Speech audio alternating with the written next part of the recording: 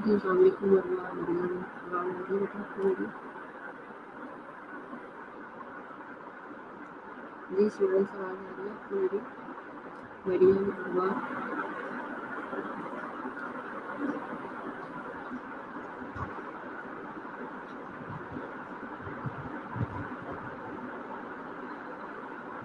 जी students, आवाज़ आ रही है आपको?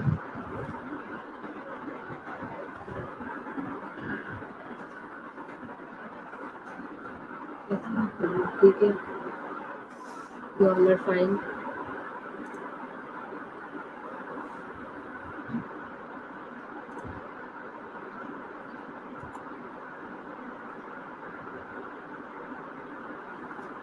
जी सबको वॉइस ऑडिबल है? ओके, आज हमने पढ़ना है मेन जो है वो आपका difference between epidemic and N outbreak. मतलब एपिडेमिक और आउटब्रेक के अंदर जो है वो क्या फ़र्क होता है, हमने उसको देखना। ठीक है, एपिडेमिक जैसे कि आपको बताया है, occurrence of more cases of disease than expected in a given area और among the specific group of people over a particular period of time. यानी कि अगर किसी भी जगह के ऊपर जो है वो एक एक्सपेक्टेड रेट से ज़्यादा जो है वो केसेस बढ़ जाए, ठीक है, जैसे कि हमने देखा है कोविड के केसेस जो है वो एक्सपेक्टेड रेट से जो है वो ज़्यादा होते हैं, ठीक है। तो occurrence of more cases of the disease than the expected in given area के अंदर, ठीक है, और among you can say in specific group of people over a particular period of time, particular period of time के अंदर रहते हैं, तो वो एपिडेमिक कहलाता है। On the other hand outbreak जो है वो कहते हैं epidemic limited to localize increase in the incidence of the disease. ठीक है, एपिडेमिक जो होती है वो लिमिटेड कर देती है लोकलाइजेशन को, मतलब कि increase in the incidence of the disease, यानी कि जो न्यू केसेस हैं वो इन्हांस होना शुरू हो जाते हैं। देन उसने बात की है क्लस्टर की, कहता है aggregation of cases in A given area over a particular period without regarded to whether the number of cases is more than expected। ठीक है, अगर क्लस्टर वैसे तो कहते हैं बहुत ज़्यादा केसेस की नुकसान होता है, ठीक है, नंबर ऑफ केसेस में। तो यही बात है कि अगर हम एग्रीगेट करते हैं डिफरेंट केसेस को इन ए गिवन एरिया, किसी भी गिवन एरिया के अंदर ओवर ए पर्टिकुलर पीरियड के अंदर, ठीक है, regarded to whether the number of cases is more than expected. और क्लस्टर उस टाइम पे ये कहलाएगा जब एक्सपेक्टेड केसेस, जब एक्सपेक्टेशन से जो है उस पर्टिकुलर एरिया के अंदर आपके केसेस ज़्यादा होते जाएंगे। then if we talk about the pandemic, तो what is pandemic, अगर इसके बारे में हम बात करें तो कहता है कि pandemic an epidemic occurring over a widespread area and usually affecting the substantial proportion of the population। ठीक है, अब कोई भी जो आपकी एपिडेमिक है, ठीक है, वो एक वाइड स्प्रेड एरिया जो है उसके अंदर अकर होती है और इफेक्ट करती है आपके substantial proportion of the population को, तो वो पैंडेमिक के अंदर होती है। वो इन्फ्लुएंजा की भी हो सकती है, severe acute respiratory syndrome SARS जिसे कहते हैं उसकी भी हो सकती है, आपका ट्यूबर क्लासिस भी हो सकता है, यानी कि कोई भी डिजीज़ हो सकती है जो कि उस वक्त के मुताबिक जो वो पैंडेमिक होती है। पैंडेमिक से मुराद ये है कि सिर्फ इस डिजीज़ की जो स्प्रेड है वो एक ही एरिया तक नहीं रहती, बल्कि वो डिफरेंट जियोग्राफिकल एरियाज जो है उसके अंदर इन्वॉल्व हो जाते हैं, यानी कि थ्रू आउट द वर्ल्ड अगर किसी चीज़ की हमने बात करनी है तो वो पैंडेमिक में आ जाता है। देन ये आपने एपिडेमियोलॉजिकल ट्राई 8 में भी पढ़ा था कि इसमें 3 चीज़ें हैं, एक एजेंट है, होस्ट है और इन्वायरमेंट है। Agent, host, environment. एजेंट की अगर बात करें तो increase in amount of variables, ये जो होता है वो बढ़ सकता है अपनी वेरिएबल्स के अंदर, अपनी अमाउंट के अंदर, ठीक है। Introduction into setting where it has not been before, ठीक है, और ये स्पेशली मतलब जिन जगहों पे पहले ये मौजूद नहीं है, फर्स्ट टाइम इसकी इनिशिएशन हुई है, ठीक है। On the other hand environment जो है कि मतलब उसके लिए कितना फेवरेबल है, कितना कंड्यूसिव है to interact between host and agent. मतलब समटाइम ये होता है कि कुछ माइक्रो ऑर्गेनिज्म जो होते हैं बहुत ज़्यादा हाई टेम्परेचर पे सर्वाइव नहीं करते, ठीक है, बहुत से माइक्रो ऑर्गेनिज्म जो है वो बहुत ज़्यादा लो टेम्परेचर पे सर्वाइव नहीं करते। तो किसी भी माइक्रो ऑर्गेनिज्म को बॉडी के अंदर ग्रो करने के लिए जो है वो सूटेबल टेम्परेचर की ज़रूरत होती है। अगर टेम्परेचर सूटेबल होगा तो वो बॉडी के अंदर ग्रो कर जाएगा। देन आ जाता है होस्ट आपके पास, चेंज इन ससेप्टेबिलिटी, ठीक है, अगर किसी किस्म का चेंज आ जाए ससेप्टेबिलिटी के अंदर, फैक्टर्स दैट इंक्रीज एक्सपोजर, कुछ ऐसे फैक्टर्स जो कि इंक्रीज करते हैं एक्सपोजर को, ठीक है, वो होस्ट में आ जाते हैं। ठीक है, ट्रांसमिशन अब होस्ट और एजेंट के दरमियान में होती है। अब जब होस्ट और एजेंट के दरमियान में होती है तो इन्हांस मोड ऑफ ट्रांसमिशन, तो वो इन्हांस भी हो सकती है। अब देखना ये है कि इन्वेस्टिगेशन आउटब्रेक होती क्यों है, वाई इन्वेस्टिगेटिंग आउटब्रेक। प्रिवेंशन मतलब आउटब्रेक को हमने क्यों इन्वेस्टिगेट करना होता है, ताकि हम उसको रोक सकें, प्रिवेंशन पे काम कर सकें, कंट्रोल पे काम कर सकें, फर्दर आने वाले जितने भी लोग हैं हम उसके ऊपर रिसर्च कर सकें। ठीक है, पब्लिक का कंसर्न होता है, पॉलिटिकल इंटरेस्ट होते हैं, प्रोग्राम कॉन्सेंट्रेशन होते हैं एंड ट्रेनिंग होती है। ठीक है, प्रिवेंशन एंड कंट्रोल में हमें इसलिए है ताकि आगे मजीद बीमारी ना फैले, लोगों की अमवात ना उससे हो। रिसर्च में ये होता है कि जो भी नई बीमारी होती है उसके लिए रिसर्च की जाती है कि क्या इसके प्रॉस एंड कॉन्स हो सकते हैं। पब्लिक कंसर्न में ये होता है क्योंकि पब्लिक प्रेशर बहुत ज़्यादा होता है, पब्लिक पूछती है कि भाई क्यों है ऐसा, what are the reasons. Then political interest आपका आ जाता है कि पॉलिटिकल इंटरेस्ट, सियासी इंटरेस्ट देखा जाता है कि क्या क्या इंटरेस्ट हो सकता है। देन प्रोग्राम कॉन्सेंट्रेशन जो होती है वो देखी जाती है। देन फिर इसके ऊपर जो है वो डिफरेंट प्रोफेशनल्स को जो है वो ट्रेनिंग करवाई जाती है। ठीक है, अब स्टेप्स जो हैं वो आउटब्रेक इन्वेस्टिगेशन के, number 1 establish existence of an outbreak. पहले तो ये देखना है कि आउटब्रेक एग्जिस्ट भी करती है या नहीं करती। वेरीफाई द डायग्नोसिस, फिर आपके केसेस सामने आते हैं, आप उनको क्या करते हैं, उनकी डायग्नोसिस करते हैं। डिफाइन केसेस, और उन केसेस को आप क्या करते हो, पर्टिकुलर डेफिनेशन के अंदर उनको डिफाइन करते हो। मतलब ट्यूबरक्लोसिस का तो ट्यूबरक्लोसिस में करोगे, कोविड का तो कोविड में करोगे, HIV का तो HIV में करोगे। आइडेंटिफाई एडिशनल केसेस, इसके अलावा आप उस जियोग्राफिकल एरिया से थोड़ा सा बियॉन्ड जाते हो और एडिशनल केसेस पे देखते हो कि इसके साथ पाई जाने वाली टेरिटरीज के अंदर जो है वो इसका स्प्रेड कितना है। परफॉर्म डिस्क्रिप्टिव एपिडेमियोलॉजी, ठीक है, फिर आप परफॉर्म करते हो डिस्क्रिप्टिव एपिडेमियोलॉजी को। डेवलप एंड टेस्ट हाइपोथेसिस, ठीक है, फिर आप डेवलप करते हो और टेस्ट करते हो हाइपोथेसिस को।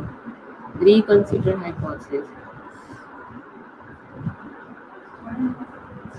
फिर आप क्या करते हो, रीकंसिडर करते हो उस हाइपोथेसिस को। Then perform additional studies if needed, इसके बाद आप क्या करते हो, एडिशनल स्टडीज परफॉर्म करते हो जहाँ कहीं जरूरत होती है। And number 9 implement and control measures, आप इम्प्लीमेंट करते हो और कंट्रोल करते हो मेजर को and communicate the findings. Then आ जाता है steps of an outbreak investigation में further establish the existence of an outbreak. ठीक है, ये वही सारी की सारी स्लाइड है। इसमें अगर आप नेक्स्ट देखते हैं तो determine if observe number exceed the expected level. ठीक है, फिर आपने ये देखना होता है कि क्या जो ऑब्जर्व नंबर्स हैं, मतलब जो आपने ऑब्जर्व किए नंबर, उनका वो नंबर आपके एक्सपेक्टेड लेवल से ज़्यादा तो नहीं होंगे। Be aware of artifactual causes of increase or decrease of the reported cases। फिर आपने आर्टिफैक्चुअल केस कॉजेज जो होती है कि मतलब जो उस कंसर्न डिजीज की कॉजेज नहीं होती बल्कि आर्टिफैक्ट्स होते हैं। आर्टिफैक्ट्स उन चीज़ों को कहते हैं जो कि कंफाउंडिंग होती हैं, यानी कि ऐसी कॉजेज जो कि उस जिसका कंसर्न उस पर्टिकुलर डिजीज के साथ नहीं होता। चेंज इन रिपोर्टिंग प्रैक्टिसेस, ठीक है, फिर आप प्रैक्टिसेस के अंदर अपनी चेंज को रिपोर्ट करते हो। ठीक है, उसके बाद के मतलब ये एक नॉर्मल लाइफ स्पैन चल रहा था, ये आपकी जो है वो हेल्थ की पैटर्न्स आ रहे थे, लेकिन ऑल ऑफ सडन जो है इन हेल्थ पैटर्न्स के अंदर जो है वो ये पर्टिकुलर डेविएशन आना शुरू हो गई। जब ये पर्टिकुलर डेविएशन आना शुरू होगी तो इट मीन्स कि आउटब्रेक अक्रस हुई। Then change in case definition,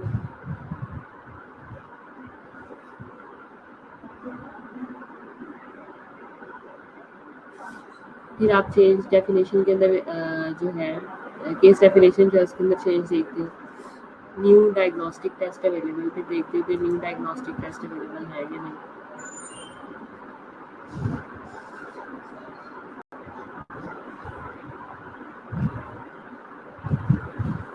ठीक है,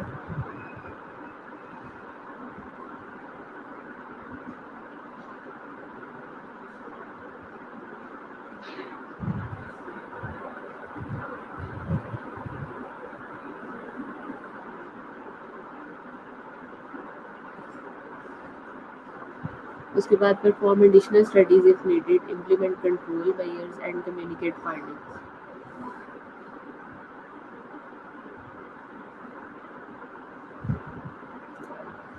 देन आ जाता है वेरीफाई द डायग्नोसिस। आप डायग्नोसिस को कैसे वेरीफाई करते हो? कंफर्म करते हो क्लिनिकल डायग्नोसिस को विद लेबोरेटरी टेक्निक के साथ। ठीक है, लेबोरेटरी टेक्निक के साथ जब आप करते हो तो वो कहता है कि नॉट एवरी जो रिपोर्टेड केस है needs to be laboratory confirm. उसको लेबोरेटरी कंफर्मेशन की जरूरत नहीं होती जो भी आपका लेबोरेटरी कंफर्म केस होता है। ठीक है,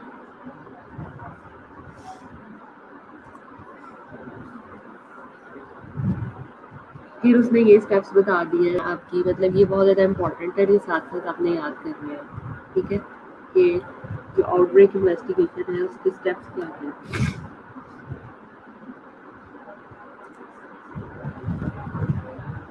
देन केस डेफिनेशन है, consist of standard element, clinical information है, टाइम है, प्लेस है, पर्सन है, can have varying degree of certainty. ठीक है, इसके अंदर वेरिंग डिग्री ऑफ सर्टेनिटी है।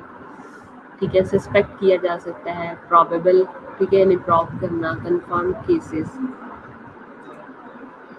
ये सीडीसी ने जो है वो एक मीजल्स और रुबेला के ऊपर जो है वो आपको केस क्लासिफिकेशन निकाल के दी है कि any febrile illness that is accompanied by the rash and that does not meet the criteria for the probable or the confirmed measles or any other illness।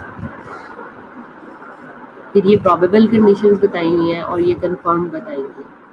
ठीक है, इसको आप देख सकते हैं, CDC की मैंने एक जो है वो निकाल के आपको दी थी, national notifiable disease surveillance system से, आप इसको भी चेक कर सकते हैं। केस की डेफिनेशन अगर किया जाए तो case very depending on the purpose, यानी कि पर्पस क्या है, ठीक है, उस डिजीज का। Characterize the extent of the outbreak, और किस हद तक जो है वो आउटब्रेक जो है वो आगे स्प्रेड की हुई है। डिटरमिन द रिस्क फैक्टर और फाइंड ए कॉज। फिर आप क्या करते हो कि रिस्क फैक्टर्स आइडेंटिफाई करते हो और कॉजेज आइडेंटिफाई करते हो। देन आ जाता है स्टेप्स फिर से वही आगे बार बार इन्होंने स्टेप्स दिए हुए क्योंकि इम्पोर्टेंट है। ये इन्होंने एक रिपोर्ट बनाई हुई है, ये देखें नीचे सबसे पहले, S for sclera, N for nausea, V for vomiting, A for anorexia, F for fever, D U for dark urine, J for jaundice. ठीक है, jaundice HAIGM hepatitis A, IgM antibody test. ठीक है, ये उसका उन्होंने इनिशियल्स दिए हैं, ये निमोनिक्स दिए हैं, ये केस नंबर है, ये इनिशियल्स है, ये डेट ऑफ रिपोर्ट है आपकी, ये डेट ऑफ ऑनसेट है कि कब हम हुआ, फिजिशियन ने क्या क्या डायग्नोस किया, नोजिया कितनों में पॉजिटिव है, वॉमिटिंग कितनों में पॉजिटिव है, एनोरेक्सिया कितनों में पॉजिटिव है, फीवर कितनों में पॉजिटिव है। ठीक है, dark urine, jaundice, hepatitis A antibodies, others यानी SGPT, ALT, HbS, AG, SGOT यानी कि आपके लिवर फंक्शन टेस्ट है। इस तरफ एज दी हुई है और इस तरफ जेंडर दिया हुआ। ये फिर उसने स्टेप्स बता दिए जो कि बार बार वही है। अच्छा, अब हम परफॉर्म करेंगे इसके ऊपर डिस्क्रिप्टिव एपिडेमियोलॉजी।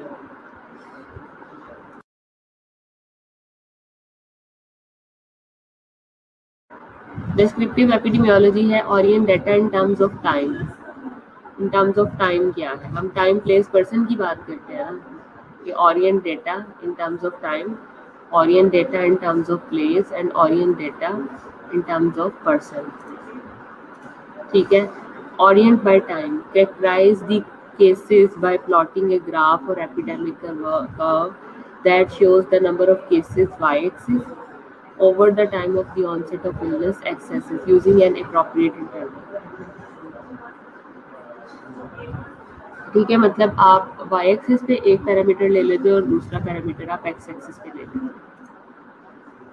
ये एपिडेमिक कर्व है, ये आपके पास जो है वो क्या है, एक्स एक्सिस है और ये वाई एक्सिस है। साइज ऑफ एपिडेमिक ये बता रहा है, ठीक है, कि कितना इसका साइज जो है वो एपिडेमिक का है। Relationship to epidemic cases, epidemic cases के रिलेशनशिप ये आप देख सकते हैं कि ग्राफ जैसे से नंबर इनहेंस कर रहा है, ये ग्राफ जो है वो या डिक्रीज हो रहा है या मैक्सिमम जा रहा है। ठीक है, इस तरह से पैटर्न ऑफ स्प्रेड, ये स्प्रेड का पैटर्न क्या है, where you are in the course of the epidemic. Orient by place, geographical distribution of cases की बात करते हैं, can provide clues to the source of the epidemic. Water supplies हैं, air flows pattern in buildings है, ecological habitat of the vectors है, ठीक है, यानी कि वाटर सप्लाई किस तरह की है उसमें, ठीक है, एयर फ्लो पैटर्न बिल्डिंग में किस तरह का है, इकोलॉजिकल हैबिटेट वेक्टर्स की जो हम क्या है, may help identify the vehicle और mode of transmission. Orient by person may examine the characteristics of the cases, जैसे आपके पर्सनल कैरेक्टरिस्टिक्स एंड एक्सपोजर हैं, ये वही स्टेप्स बार बार उसने दिए हैं। अच्छा, अब बात आ जाती है कि आपने हाइपोथेसिस बनाना है, ठीक है, develop and test hypothesis. Develop hypothesis using the descriptive epidemiology according to time, place and person, clinical and laboratory finding, या तो क्लिनिकल फाइंडिंग पे लेंगे या लेबोरेटरी फाइंडिंग पे लेंगे। Test hypothesis using analytic epidemiology, ठीक है, और आप हाइपोथेसिस टेस्ट करेंगे एनालिटिकल एपिडेमियोलॉजी को यूज करते हुए। Identify exposure significantly associated with illness, analytical epidemiology study design, retrospective cohort study and case control study, ये सारे के सारे डिजाइन आपको पढ़ाए हैं। रिट्रोस्पेक्टिव यानी कोहॉर्ट जो है, जो कि बैक डेट्स में स्टडी की जाती है। enrolled after the disease has occurred, enroll everyone in a given population regardless of the disease status, ठीक है, आप ये देखते हो कि एवरीवन इन गिवन पॉपुलेशन जो है वो डिजीज स्टेटस उसका क्या है। Technique of choice for the acute outbreak in well defined population, ठीक है, आप टेक्निक ऑफ चॉइस को देखते हो आउटब्रेक की, ठीक है। रिट्रोस्पेक्टिव में फर्दर उसने कहा है कि directly measures risk of disease because the population at risk is known, मतलब जो पॉपुलेशन एट रिस्क है उस वक्त उनको जिस किस्म का भी हैजर्ड जो है वो मौजूद है, जैसे अगर स्मोकिंग है उस पॉपुलेशन के अंदर मौजूद है, तो लंग कैंसर के रिस्क के पेशेंट जो है वो बहुत ज़्यादा होंगे। Outcome measure is relative risk, ठीक है, आउटकम मेजर जो है वो आपका रिलेटिव रिस्क होगा। Risk in the exposed group divided by the risk in the unexposed group, ठीक है, आप एक्सपोज ग्रुप और अनएक्सपोज ग्रुप के अंदर दो कैटेगरीज के अंदर इसको डिवाइड कर लेते हो, also known as attack rate ratio, और हम उसको अटैक रेट रेशियो भी कहते हैं। Case control study always begins conceptually with disease and looks backward at the prior exposure, मतलब डिजीज को हम उठाते हैं लेकिन हम उसको प्रायर एक्सपोजर यानी बैक एक्सपोजर में उसकी स्टडी करते हैं। Useful when population is at risk is unknown, ठीक है, और ये स्पेशली यूजफुल होती है जब पॉपुलेशन एट रिस्क जो है वो आपके पास अननोन होती है, मतलब जो आप जिस पॉपुलेशन पे आपको लगता है कि इस पर रिस्क हो सकता है वो आपके लिए क्या होती है, वो आपके लिए अननोन होती है, you don't know about that particular population, ठीक है। उसके बाद group of people with disease and group of people without disease, यानी विद डिजीज केसेस हैं और जो विदाउट डिजीज है वो कंट्रोल्ड है, आर एनरोल्ड, उनको एनरोल किया जाता है। इन प्रायर एक्सपोजर्स आर असर्टेन, ठीक है, और एक्सपोजर से पहले जो है उनको असर्टेन किया जाता है कि वाकई ये चीज़ इस चीज़ पे है या नहीं है।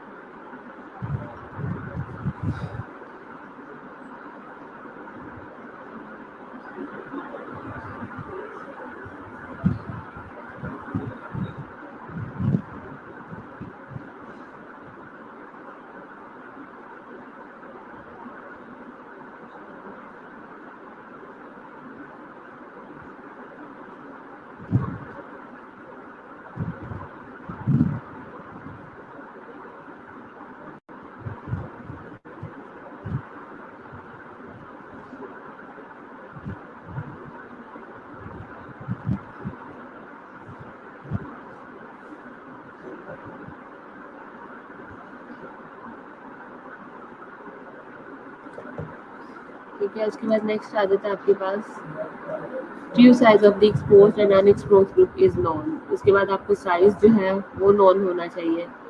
No denominator to calculate the attack rate और रिलेटिव रिस्क। ठीक है, तो डिनोमिनेटर की जरूरत नहीं होती जब भी आपने अटैक रेट या रिलेटिव रिस्क निकालना होता है।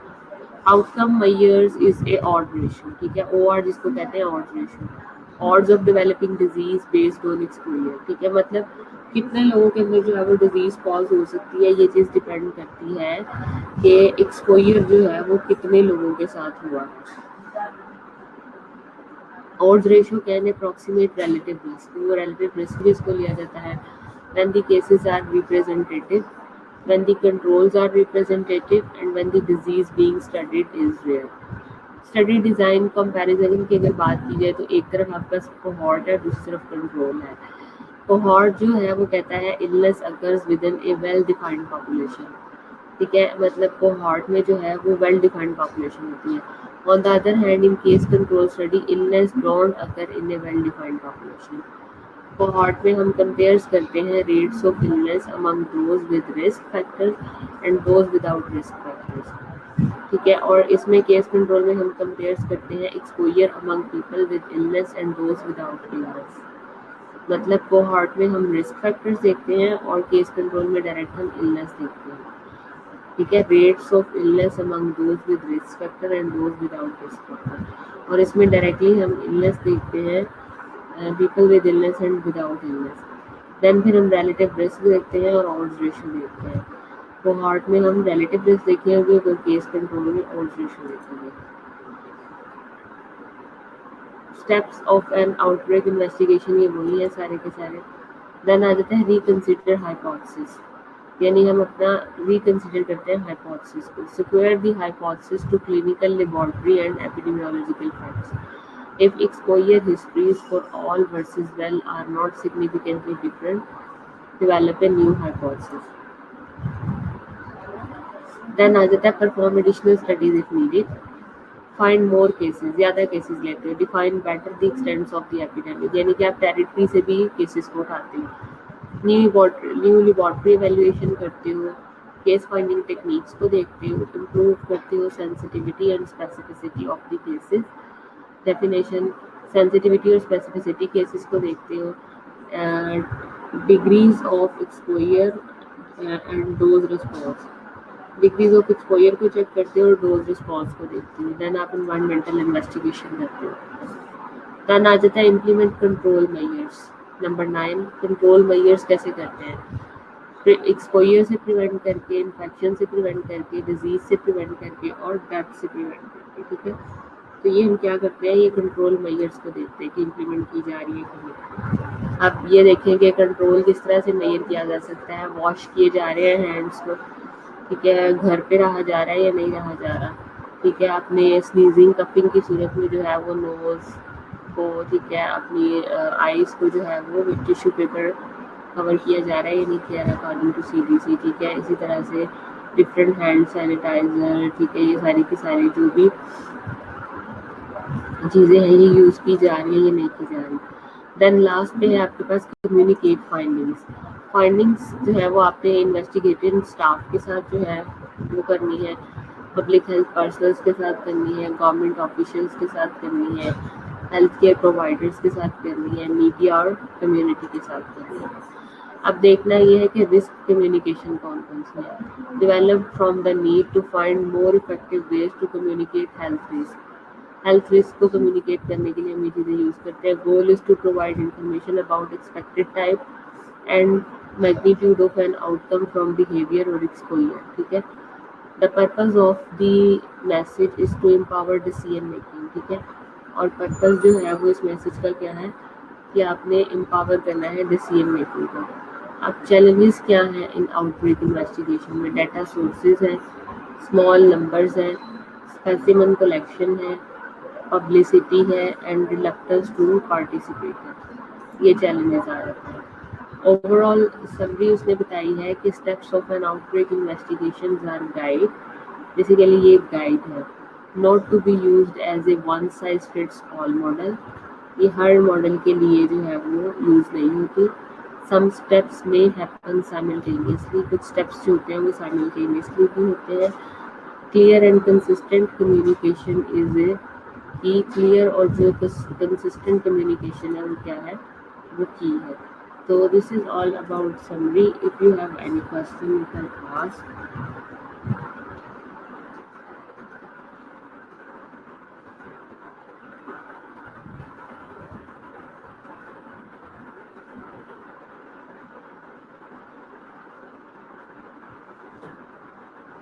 इसको पढ़